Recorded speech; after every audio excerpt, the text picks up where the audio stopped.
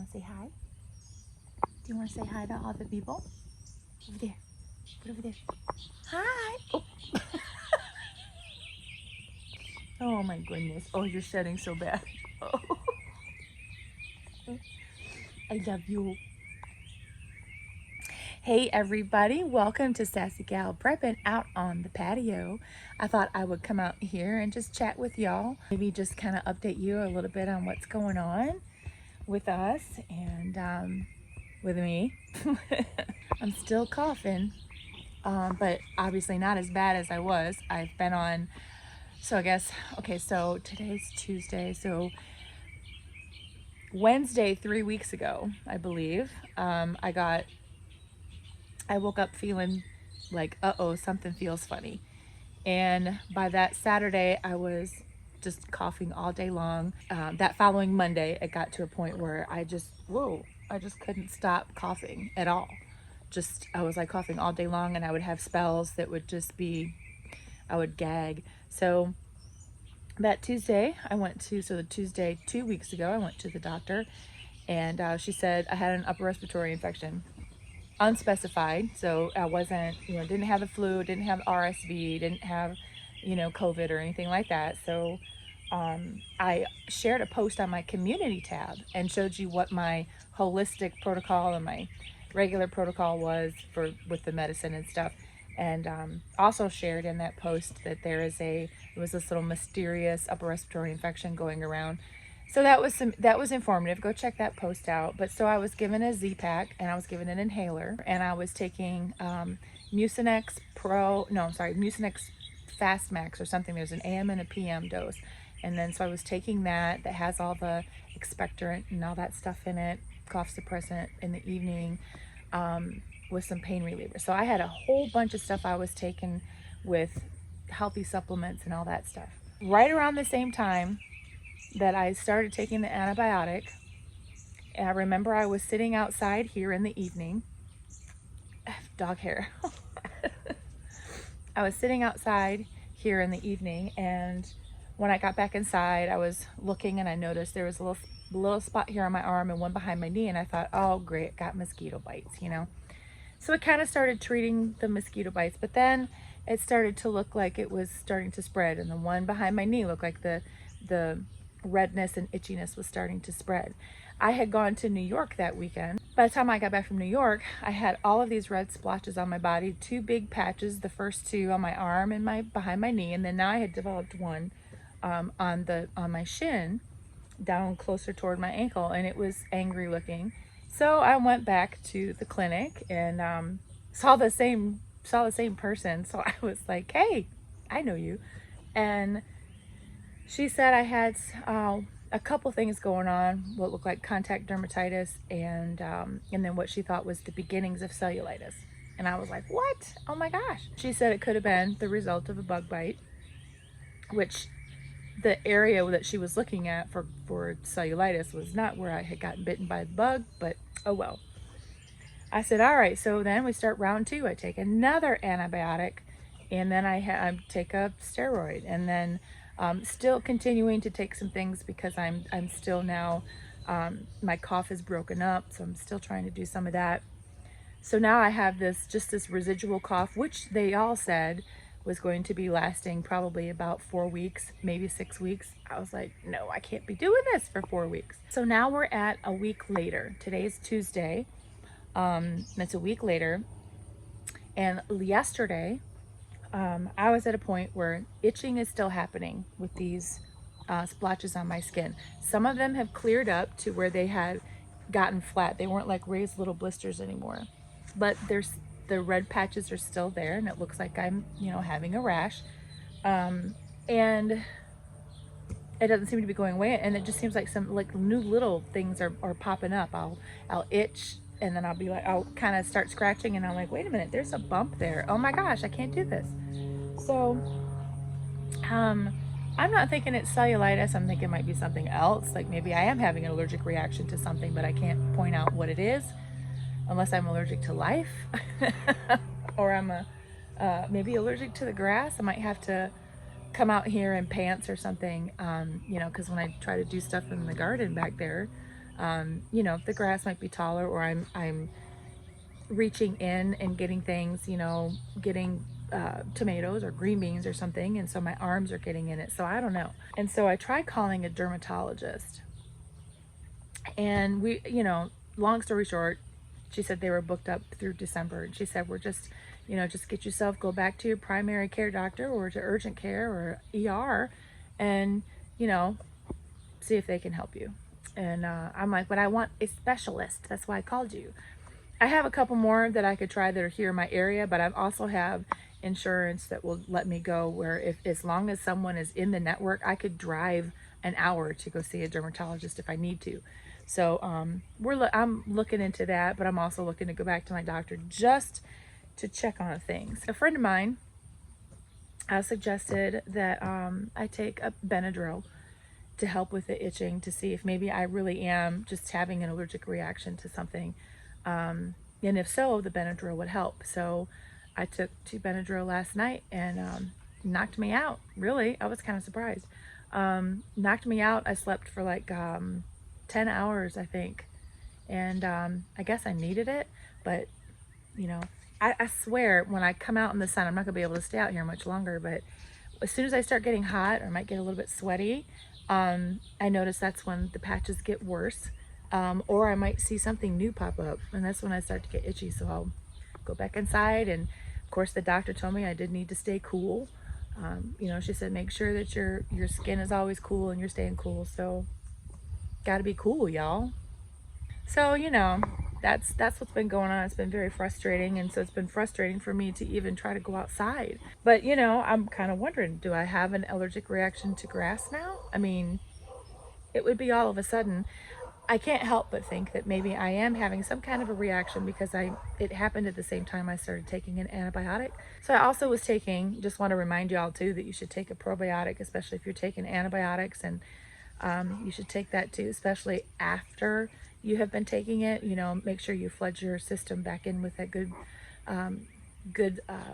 bacteria for your gut, so you can try to stay healthy. I have a couple recipes for homemade cough remedies, so I might actually try some of that too.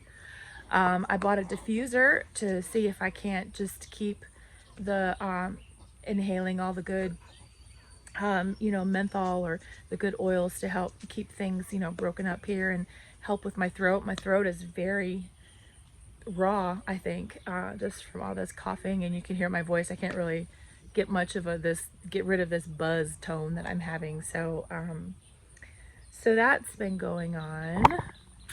We do have a trip with the RV coming up in a couple weeks. We're trying to do some stuff with the kids while we still have summer break going on. This is weird. So we're actually going to take the RV and go to the spot, go to our vacation spot. We're going to camp the RV there for a week. During that week, we're going to be changing kids. So we're going to take my son for his birthday, and we're going to take him and his 2 buddies. So we're going to go down there and we're going to camp for a few days with them and do some things, and then I'm going to drive back home with them, and then the next day bring my daughter, my youngest daughter, and her best friend, and drive back down and do kind of the same things in the same area.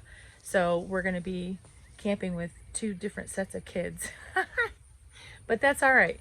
This is going to be fun for all of us. We like to get out and do some things. It'll be good for Mama needs a break. I need a break to just kind of get away from stuff, and hopefully we might be able to take another couple trips with the RV before the winter comes. We have not taken the RV out since I think the end of October last year, and so we haven't done anything as any camping or anything at all yet this year.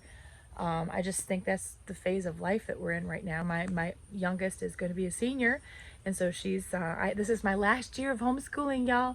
Oh my gosh, I can't believe it. I've been doing this for 18 years. But maybe after that we'll be able to do some more and do some traveling. You know, the kids are older, they drive, they can do their stuff, so yeah, they can take care of themselves. They'll hold the fort down while we're gone. So that's what's been going on here. So I haven't been getting out to do the Friday 5. Just, I haven't done any videos with that. But y'all, we got to start getting prepared for some, you know, food shortages. I did that recent video of my trip to Walmart and went through the store and did the store and some price checking. And there's lots of holes everywhere. And I'm really thinking, at least in my area, but you guys probably notice this too, that I think it's the people that are used to buying name brands are not being able to afford it now. I think they're getting priced out of it. And so they're going to have to start buying the cheaper brands, which is what I've been doing for years. And so now the cheaper brands aren't available as much. So like all of the Walmart bread was gone. All of the Walmart peanut butter and jelly is gone. But the name brands are there, like Jif and Skippy, things like that. Same thing with coffee.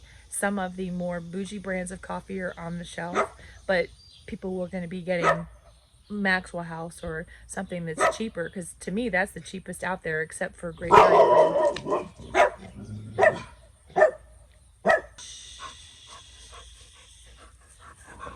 You want to tell them all about it? No, ma'am. Hey, hey, hey, hey, hey, Harley, hey. You want to tell them all about it? Want to tell them all about it? What's going on? Thank you for letting me know people are there. Yes. Thank you for letting me know people are on the other side of the fence. Good dog, good girl. Sally, what's going on with you? He says I gotta bark because she's barking. There's something to bark at. So yeah, I think that's kind of what's happening with all the stuff that's going on in the grocery store. I think there's, I don't necessarily think it's a shortage, but although people buying up all the Walmart brand, for instance, or the store brand items, the generic items, I guess you could call that a shortage because they're not being able to keep up in supply. But I think it's just more of supply and demand, really. You know, of course, prices are going up. India now has banned rice. They're not exporting rice from their country right now, so that's going to be a problem. That's going to be something you're going to want to look at getting. I'm thinking you're going to want to be getting rice and sugar and flour are some of the three main components that you're going to want to be stocking up on, along with water. Always water, you guys, always water. But you want to make sure you're stocking up on what I would call pantry staples, things that you can make a meal out of from scratch, things that would include flour, water, sugar, eggs. Okay, maybe you might want to get an egg powder. For us, I'm surprised that our eggs are so cheap right now. I shouldn't say cheap, but the egg prices have gone back down to where they were when I first started keeping track of the prices. So like, you know, our 60 count box of eggs at Walmart was $5.48. And that kind of makes it a, you know, I think they're like $1.12 a dozen right now. So Aldi had the prices, you know, way down, and also milk, it was under $3. And I haven't seen a gallon of milk under $3 in for a long time. So it's very interesting to see how some things have swapped, where eggs used to be really expensive and then meat of just various kinds wasn't expensive, but now beef is up, eggs are down, chicken is still the same for us. So don't get too comfortable. It's important to take an inventory, make sure you're rotating through your stock. Eat what is in your pantry. Don't just sit here and grab a whole bunch of things and then just throw them on the shelf, because then you're going to be into a position of, now, I don't know, it's a couple years later, I'm starting to see on my pantry expiration dates for 2023. And I remember putting them on the shelf in 2021. So it's important to be able to go through and inventory, you know, your everything on your cabinets and shelves, and then also check your freezers and refrigerator. Refrigerator is kind of a no-brainer, but sometimes in the freezer, especially deep freeze, we forget what's in there and what's way down at the bottom or way in the back. I'm actually going to be working on doing a freezer challenge and just eating and making meals from things in my freezer.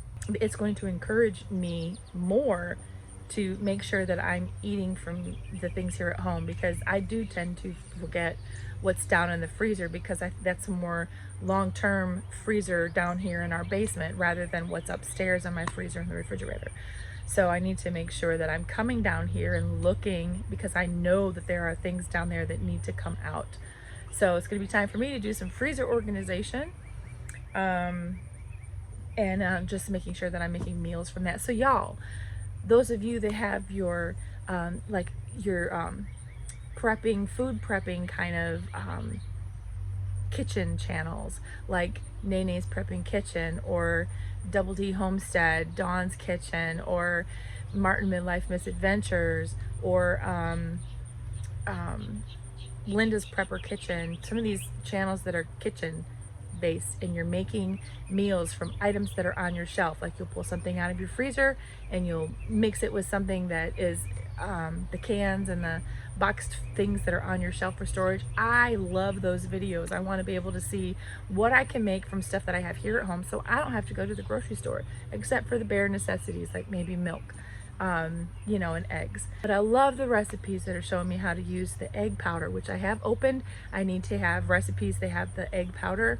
I need to figure out some things to make with them. And let me see what else. The milk powders, I have opened one of those. I need to use that up. So seeing those kinds of recipes, I love them, y'all. Keep making them, because I know I watch them and I start saving them for the future.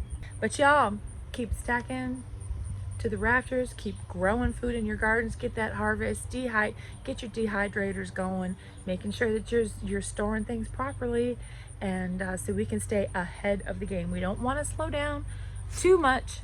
Some of us have a lot of stuff on our shelves, don't want to slow down too much, so take this time to inventory your supplies and get to eating and cooking and living out of your pantry, okay? Make it a living, working pantry. So until next time, y'all, stay sassy, but keep it classy.